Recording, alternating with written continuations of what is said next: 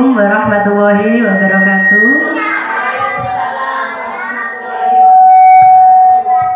Baik, yang saya hormati Bu Suwarni selaku Kepala Sekolah TK Tunas Bangsa Soko, dan yang saya hormati Ibu Hani Khalifah selaku Kepala KB Tunas Bangsa Soko, kemudian ibu-ibu guru dari TK dan KB dari Tunas Bangsa Soko. Yang pertama-tama marilah kita panjatkan puja dan puji syukur kehadirat Allah Subhanahu wa taala yang mana telah melimpahkan rahmat serta hidayahnya kepada kita semua sehingga kita semua bisa berkumpul di sini dalam acara diseminasi modul 1.4 aksi nyata budaya positif dan dalam keadaan sehat walafiat. Kedua kalinya salawat serta salam tetap kita tunjukkan kepada Nabi Muhammad SAW beserta keluarga sahabatnya yang telah membawa kita dari zaman kegelapan sampai zaman terang benderang. Semoga kita mendapatkan syafaatnya di yaumul qiyamah nanti. Amin Allahumma amin. Ibu-ibu yang saya hormati, sebelumnya saya mengucapkan banyak terima kasih kepada panjenengan semua atas kehadirannya di sini menemani saya dalam kegiatan diseminasi modul 1.4 aksi nyata budaya positif. Sebelumnya perkenalkan saya dulu, yaitu nama saya Lili Suryani, CGP Angkatan 9 dari Kabupaten Lamongan yang bertugas di TK Tunas Bangsa Soko. Untuk mempersingkat waktu, maka langsung saja saya akan memulai menjelaskan tentang diseminasi modul 1.4 aksi nyata budaya positif ini, dan sebelumnya saya akan membuka materi pada siang hari ini dengan bacaan basmalah. Bismillahirrahmanirrahim. Sebelum saya memberikan materi tentang budaya positif, izinkan saya untuk memberikan ice breaking terlebih dahulu agar ibu-ibu lebih bersemangat lagi dan ibu-ibu tidak mengantuk, karena ini jam siang, jam istirahat, jadi rentang untuk ngantuk ya. Monggo operator.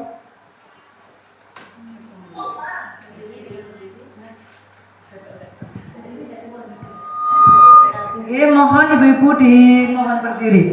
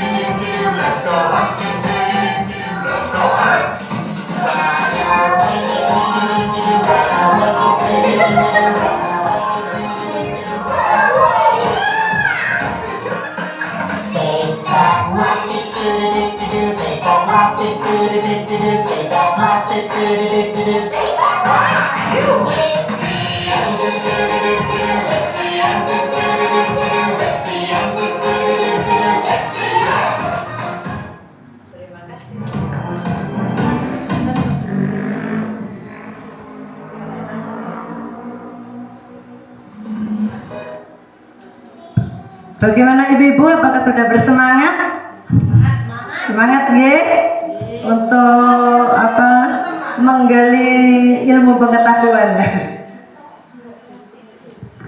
Baik, saya akan menjelaskan tentang tujuan pendidikan menurut Ki Hajar Dewantara, yaitu menuntun segala kodrat yang ada pada anak-anak agar mereka mencapai keselamatan dan kebahagiaan yang setinggi-tingginya, baik sebagai manusia maupun sebagai anggota masyarakat.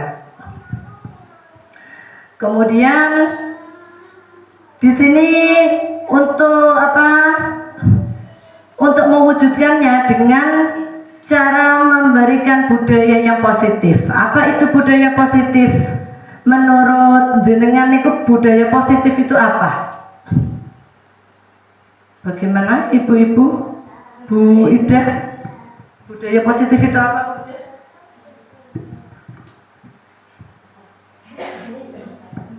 Budaya positif adalah budaya yang mematuhi tata tertib yang sudah dibuat. Iya, benar sekali Bu Ida. Budaya positif itu tentang tata tertib, biasanya seperti itu. Iya. Nah, di sini saya menjelaskan budaya positif di sekolah adalah nilai dan kebiasaan di sekolah yang berpihak kepada murid untuk menumbuhkan menjadi pribadi yang kritis, penuh hormat dan bertanggung jawab sesuai dengan profil pelajar Pancasila.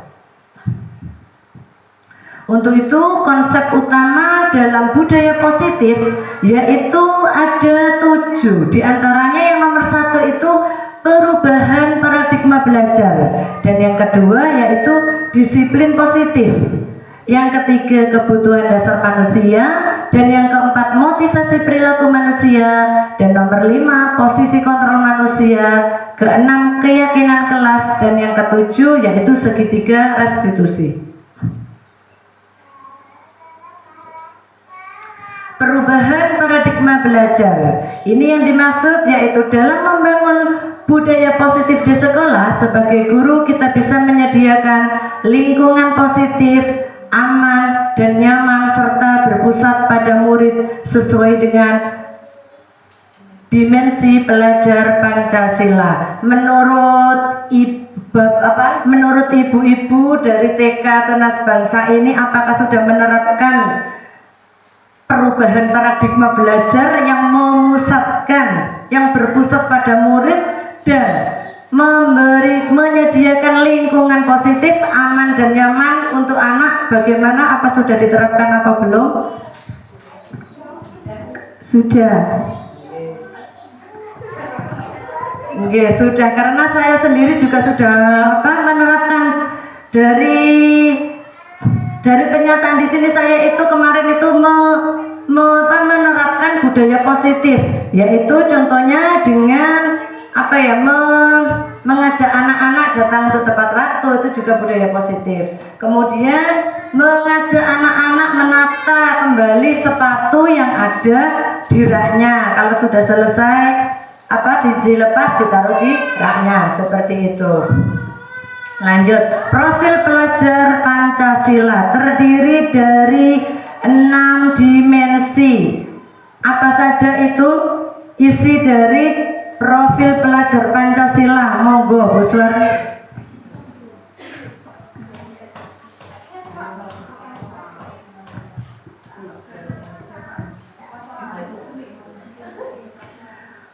Yang pertama apa tujuannya? Beriman, bertakwa kepada Tuhan Yang Maha Esa dan berakhlak mulia. Kepada Tuhan Yang Maha Esa dan berakhlak mulia. Itu contohnya seperti apa ya, ibu-ibu? Seperti apa itu? Nah, betul.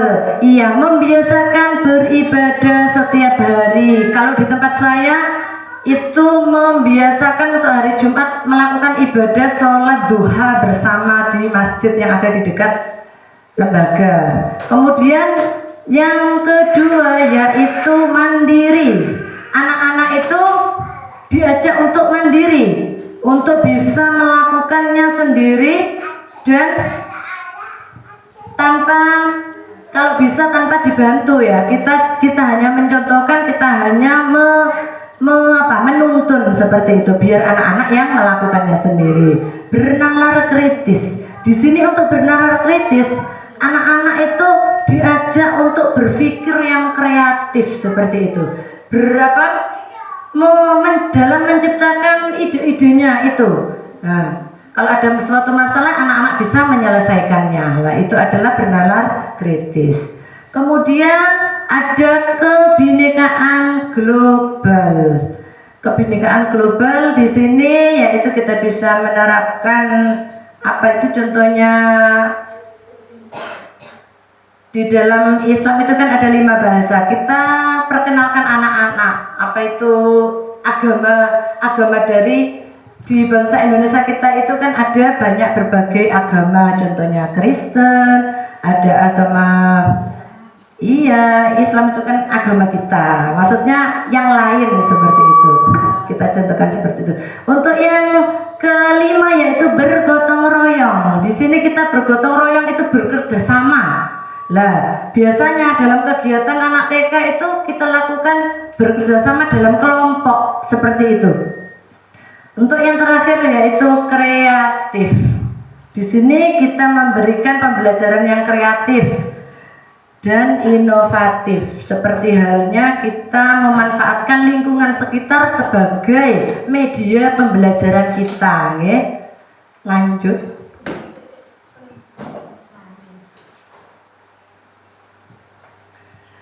Sekarang disiplin positif. Disiplin positif adalah suatu pendekatan untuk menerapkan disiplin dari dalam diri anak tanpa adanya hukuman dan hadiah. Dengan menerapkan disiplin positif diharapkan tindak kekerasan bisa dihindari sehingga menciptakan murid yang berperilaku ke arah yang lebih baik dan mengacu pada teori kontrol dengan 3 motivasi perilaku manusia. Lanjut. Disiplin dikaitkan dengan nilai kontrol. Untuk perubahan paradigma teori kontrol, ilusi kontrolnya menurut Dr. William Glasser dalam kontrol teori untuk meluruskan miskonsepsi tentang kontrol, yaitu ada 4. Di antaranya ilusi guru mengontrol murid. Yang kedua, ilusi bahwa kritik dan membuat orang merasa bersalah dapat menguatkan karakter. Yang ketiga, ilusi bahwa semua penguatan positif, efektif, dan bermanfaat. Dan yang ketiga ialah ilusi bahwa orang dewasa memiliki hak untuk memaksa. Sekarang coba kita terapkan disiplin yang dikaitkan dengan nilai kontrol. Coba bayangkan kita punya sesuatu yang berharga di tangan kita. Coba masing-masing mengepal tangan kita. Yang kanan, ya, yang tangan mengepal tangan kita. Kemudian tiba-tiba ada orang yang ingin membujuk kita untuk membuka genggaman kita, dan genggaman kita ini adalah sesuatu yang berharga dalam hidup kita. Menurut jenengan itu bagaimana? Apakah Anda itu terbujuk atau apakah akan mempertahankan seperti itu? Monggo. Bagaimana? Dibuka atau bertahan? Kenapa kok bertahan, Bu? Karena sangat berharga buat saya. Walaupun ditawari uang 10 juta atau 50 juta bagaimana, Bu? Mungkin kalau sudah mendesak ya. Gimana, Bu? Kalau sudah mendesak gimana, Bu? Iya benar. Kalau uangnya 1 M ya, kalau sudah mendesak ya dilepaskan saja. Iya benar, Bu Joani. Kalau butuh uang ya, kalau kita butuh uang terus pas ada tawaran seperti itu kan kita memanfaatkan ya, benar ya Bu Joani ya, memanfaatkan peluang yang ada, benar.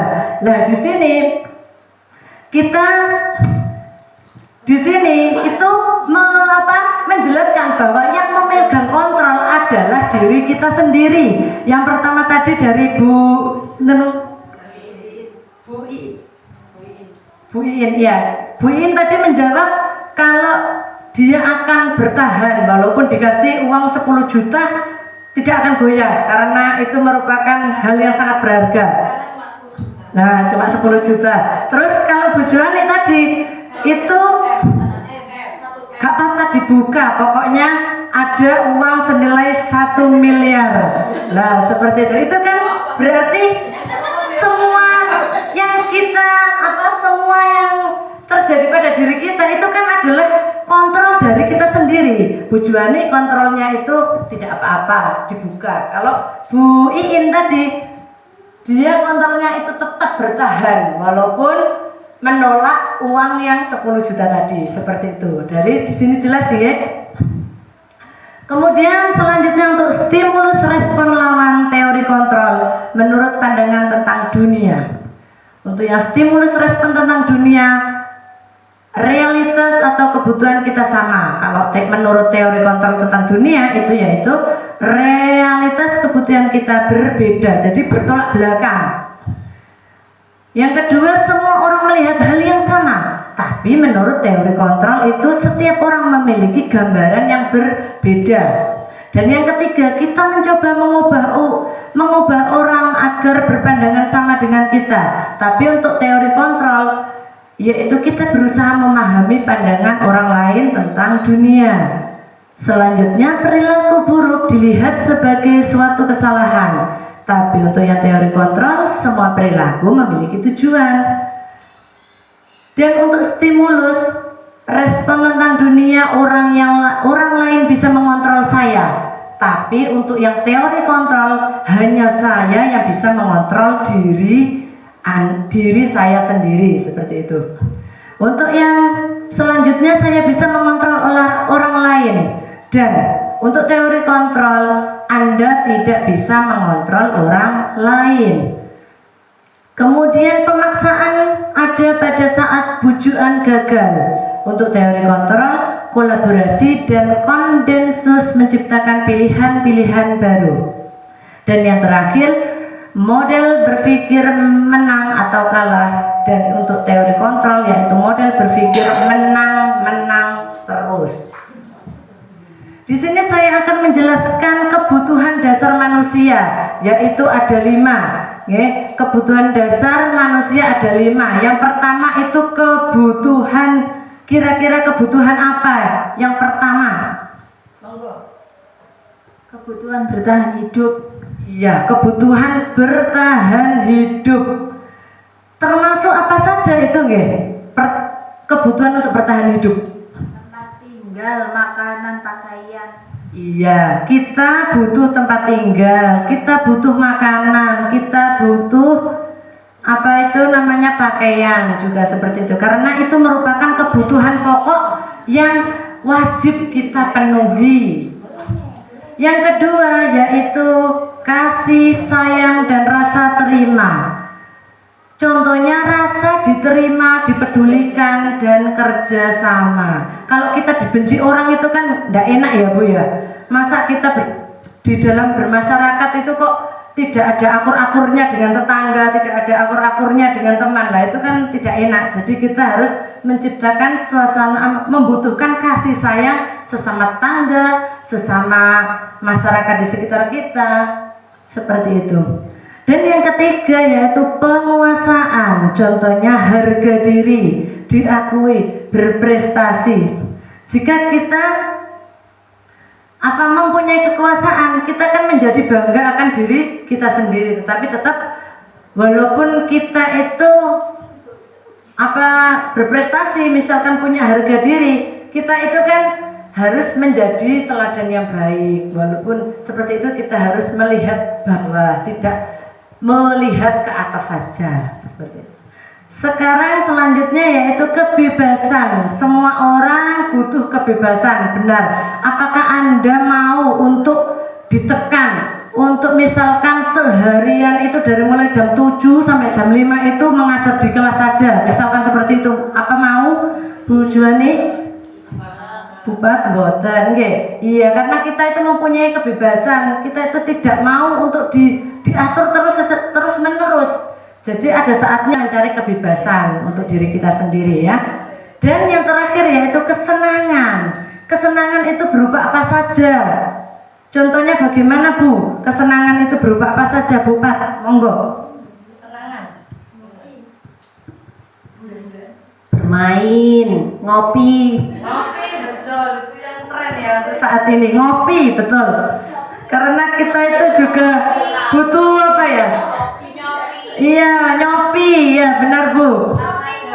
Shopee, Lazada. Nah, itu kesenangan ya, jiwa dan raga. Iya, lanjut. Selanjutnya saya akan menjelaskan tentang motivasi perilaku manusia. Yang pertama yaitu untuk menghindari ketidaknyamanan atau hukuman. Dan yang kedua untuk menghindari imbalan atau penghargaan dari orang lain. Di sini dari kedua ini termasuk dalam faktor eksternal, ya. Terus untuk yang faktor internalnya yaitu untuk menjadi orang yang mereka inginkan dan menghargai diri sendiri dengan nilai-nilai yang mereka percaya. Next. Perbedaan antara hukuman dan konsekuensi. Yang pertama hukuman. Hukuman itu tidak ada rencana. Dan yang kedua murid tidak tahu apa yang terjadi. Yang ketiga bersifat satu arah. Dan yang keempat berupa hukuman fisik. Kemudian untuk yang konsekuensi yaitu terencana dan disepakati, murid dibuat tidak nyaman dan sikap guru selalu memonitor murid. Next, ya. Sekarang ada game seperti ini. Coba nanti ibu-ibu jawab apakah pernyataan di atas ini nanti saya coba bacakan. Apakah termasuk hukuman atau konsekuensi? Yang pertama, mencatat 100 kali di dalam buku kalimat saya tidak akan terlambat lagi karena terlambat ke sekolah. Itu termasuk hukuman atau konsekuensi? Hukuman. Betul, jawabannya hukuman. Yang kedua, lari mengelilingi lapangan basket 2 kali karena terlambat hadir di sekolah. Hukuman atau konsekuensi? Hukuman, betul. Hukuman jawabannya.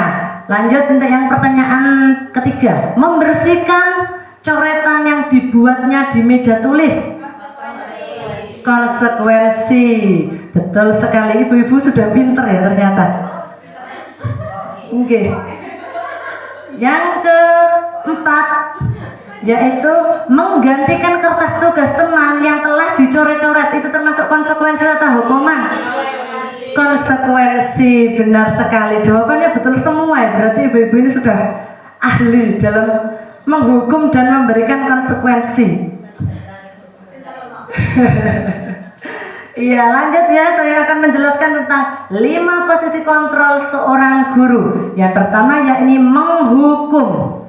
Yang kedua membuat rasa bersalah. Yang ketiga sebagai teman. Yang keempat sebagai pemantau, yang kelima sebagai manajer. Sekarang kita kembali ke keyakinan kelas. Nah, keyakinan kelas di sini yaitu keyakinan kelas versus peraturan kelas. Apa itu keyakinan kelas dan peraturan kelas? Apa bedanya ibu-ibu? Kalau keyakinan kelas itu apa? Keyakinan kelas. Kalau keyakinan kelas itu singkat terus positif. Kalau peraturan itu biasanya bersifat kayak apa ya? Iya, memaksa, kayak kita memaksa kepada anak. Terima kasih atas jawabannya, Win. Iya, betul sekali. Karena kalau peraturan kelas itu kita itu sifatnya itu untuk mentertibkan tapi dengan cara yang negatif ya, seperti itu. Kata-katanya itu negatif.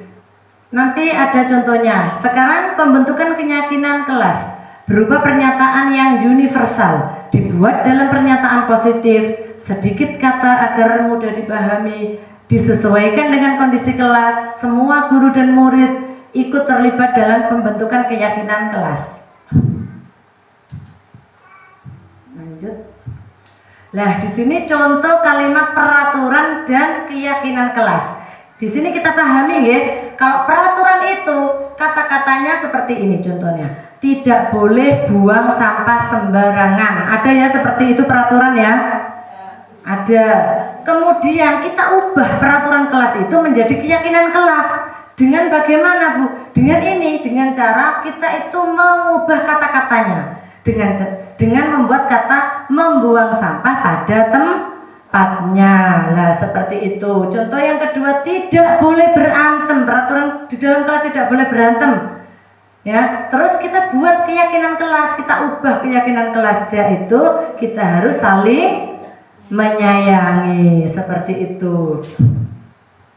Sekarang saya akan menjelaskan tentang segitiga restitusi, yaitu ada 3 tahap dalam menjalankan segitiga restitusi. Sebelum itu saya memperkenalkan restitusi. Apa itu restitusi?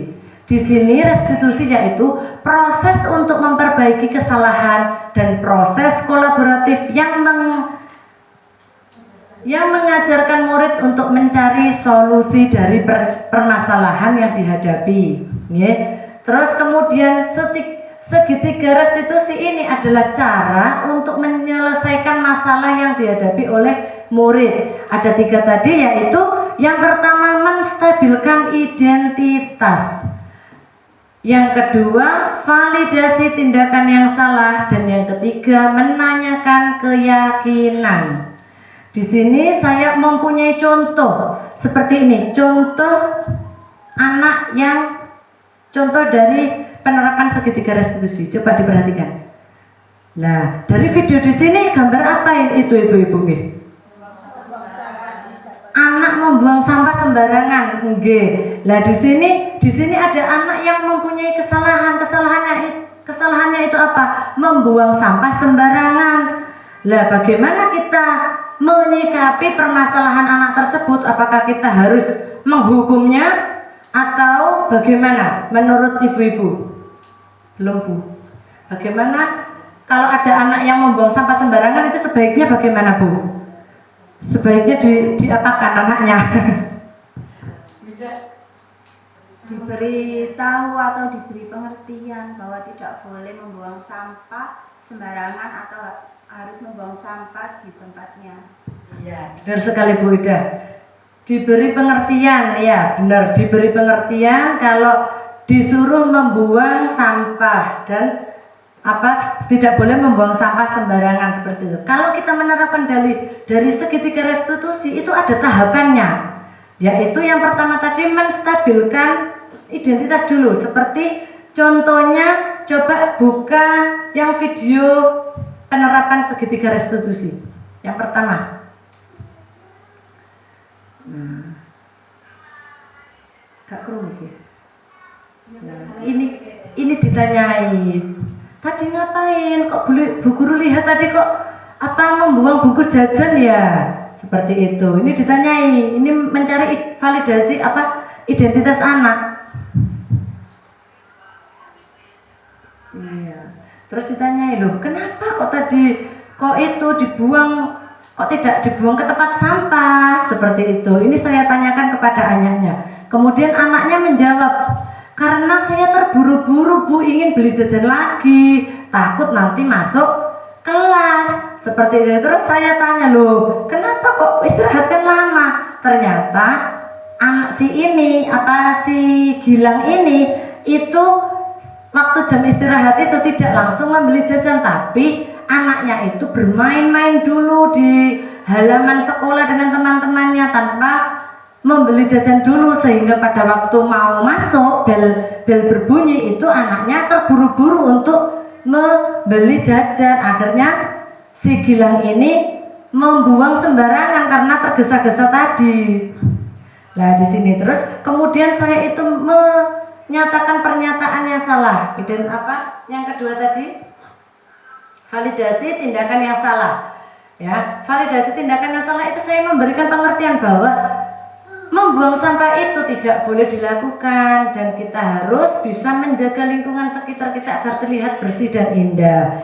Kemudian saya menanyakan, kita dulu kan mengingatkan kepada si anak itu bahwa kita dulu kan membuat keyakinan kelas kalau kita membuang sampah itu harus pada tempatnya, seperti itu. Jadi anak itu tahu kalau keyakinan kelas itu harus diterapkan secara kontinu atau terus menerus, bukan hanya pas waktu kita membuat keyakinan kelas saja, tapi untuk kedepannya itu kita menerapkannya secara kontinu seperti itu.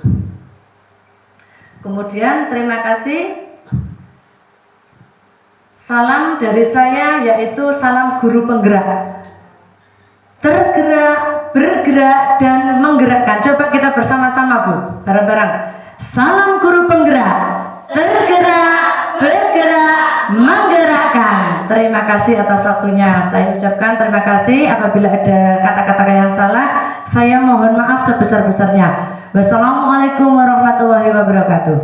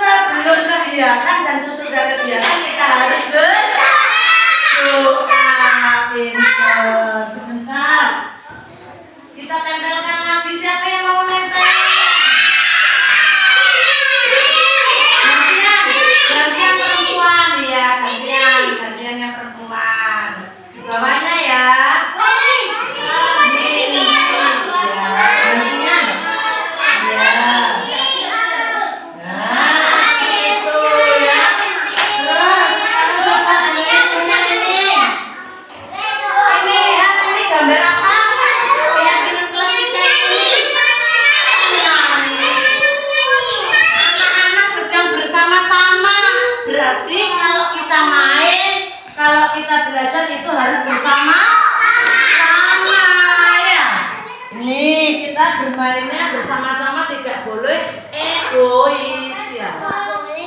Tak boleh lembut. bermain bersama sama. Membuang apa? Membuang sampah.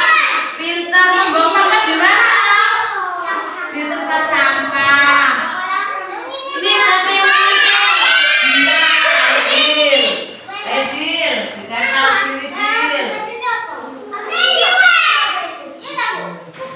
Jangan di sini Jil. Sudah kembali. Sekarang lihat keyakinan kelas kita yang ini apa? Membuang sampah di mana? Di tempat sampah. Betul. Membuang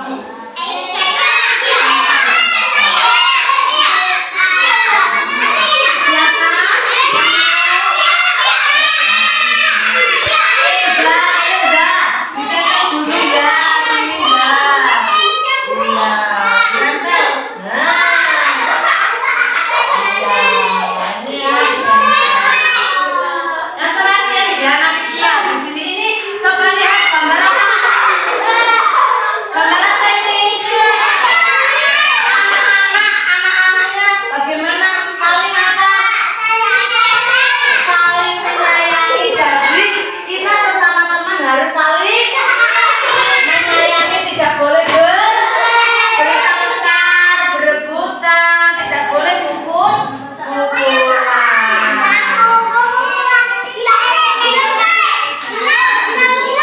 Ya sebentar.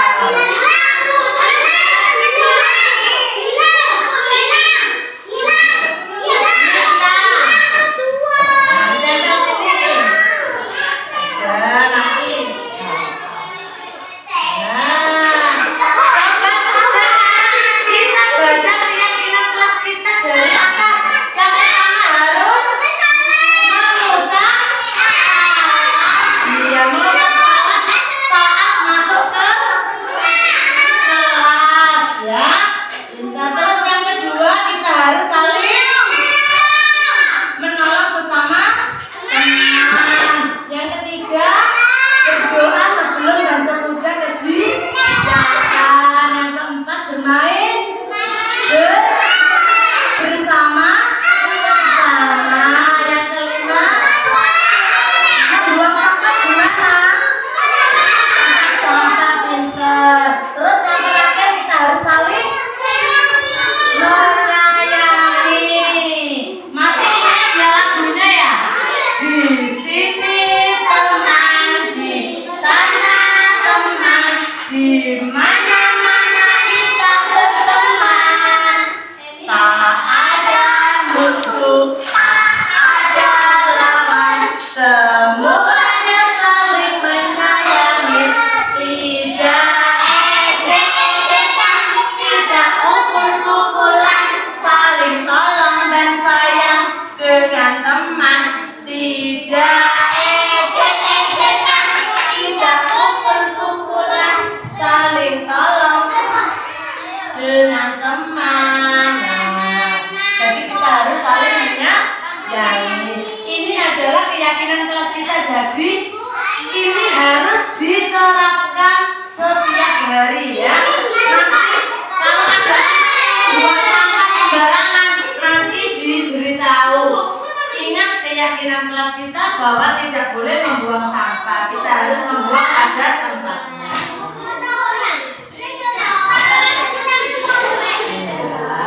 Ya, sudah ya. Sekarang iya, sekarang kita mulai kegiatan lagi. Sudah? Tepuk tangan untuk kita semua. Sudah, Mbak.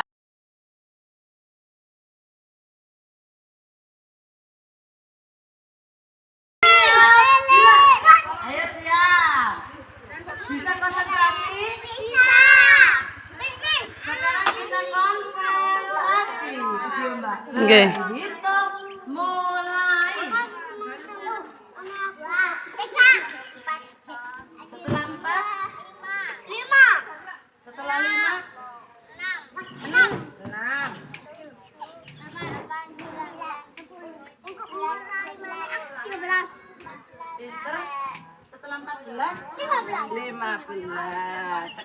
kita nyanyi bersama-sama. Ayo baris yang rapi. Maju.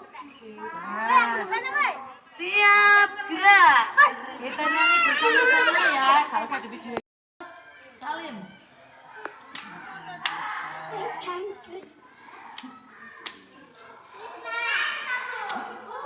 Kesini, ngumpul jadi satu dulu ya.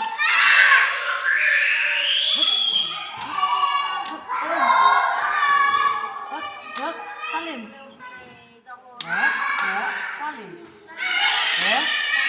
Salim. Salim. Dua.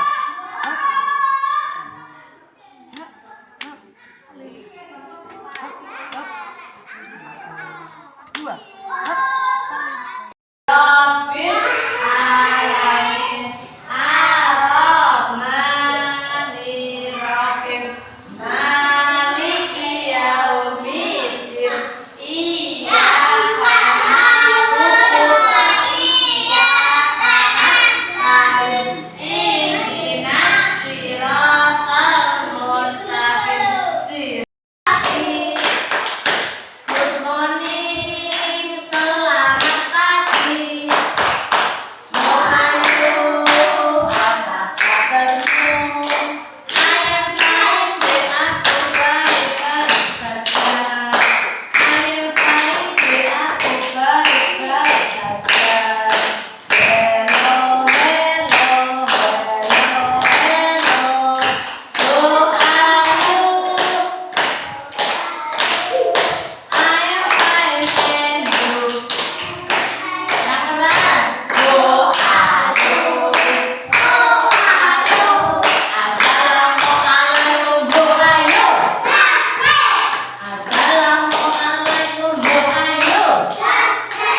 Assalamualaikum. Assalamualaikum. Assalamualaikum bu ayo. Kalau kau suka bahasa Inggris. 1, 2, 3, 4, 5, 6.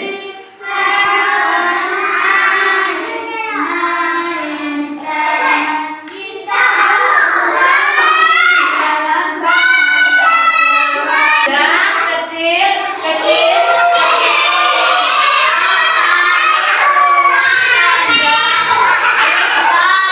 kembali besar. Besar, ayo. Kalau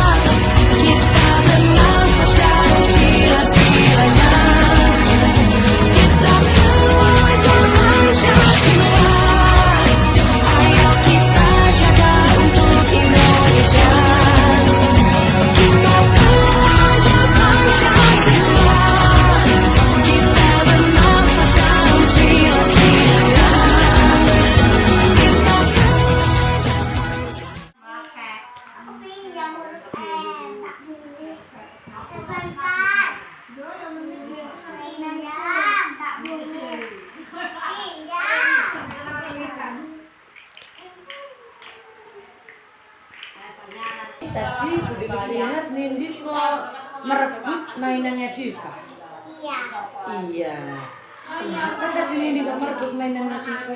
Karena Diva nggak mau ngasih. Nggak mau ngasih. Iya, tidak apa-apa, pinjam itu baik kok. Tapi Nindi harus ingat keyakinan kelas kita bahwa kalau meminjam itu harus apa? Minta izin, betul. Minta izin dulu ya. Kalau tidak dikasih izin bagaimana? Tidak boleh memaksa, betul, pinter itu ya. Kalau meminjam, kalau tidak dikasih tidak boleh memaksa, pinter. Terus Nindi kan anak yang baik ya. Kalau pinjam sesuatu itu harus minta izin dulu ya. Tadi kan Nindi sudah berbuat salah ya, karena Nindi tadi membuat nangis Diva. Diva tadi nangis kan ya. Iya, sekarang untuk memperbaiki kesalahan Nindi mau nggak minta maaf kepada Diva? Mau, iya. Karena kalau berbuat salah itu harus minta maaf. Sekarang kita ke Diva dulu ya, kita minta maaf dulu ya. Iya. Salim, pelukan.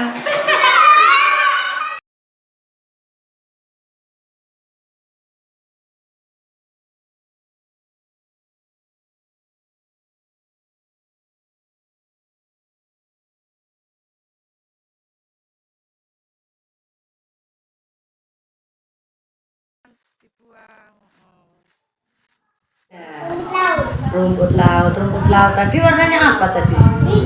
Iya, hijau ya bungkusnya. Terus setelah makan, bungkusnya ditaruh Gilang di mana? Dibuang di Tadi di dekat pintu tadi. Iya, tadi kan buangnya di dekat pintu ya, tidak ke tempat sampah ya. Iya, tidak apa-apa. Semua orang itu pernah berbuat salah. Terus ditanya Ibu Lis tadi kenapa kok dibuang ke dekat pintu, kok tidak ke tempat sampah? Aku keburu jajan lagi. Keburu jajan lagi. Gini ya, kalau keburu-buru seharusnya tadi Gilang itu kalau habis istirahat ya, kalau habis istirahat itu langsung jajan ya, jangan main dulu ya. Nanti kalau setelah istirahat langsung jajan dulu, makan dulu, setelah itu terus main lagi ya. Terus gini, jadi Gilang masih ingat nggak keyakinan kelas kita? Kalau membuang sampah itu Di tempat sampah. di tempat sampah, pinter. Kalau membuang sampah itu di tempat sampah. Jadi nanti untuk selanjutnya tidak boleh diulangi lagi ya. Ya, Ya, Gilang nanti kalau membuang sampah harus tempatnya. pada tempatnya, pinter. Tas dulu. Ya.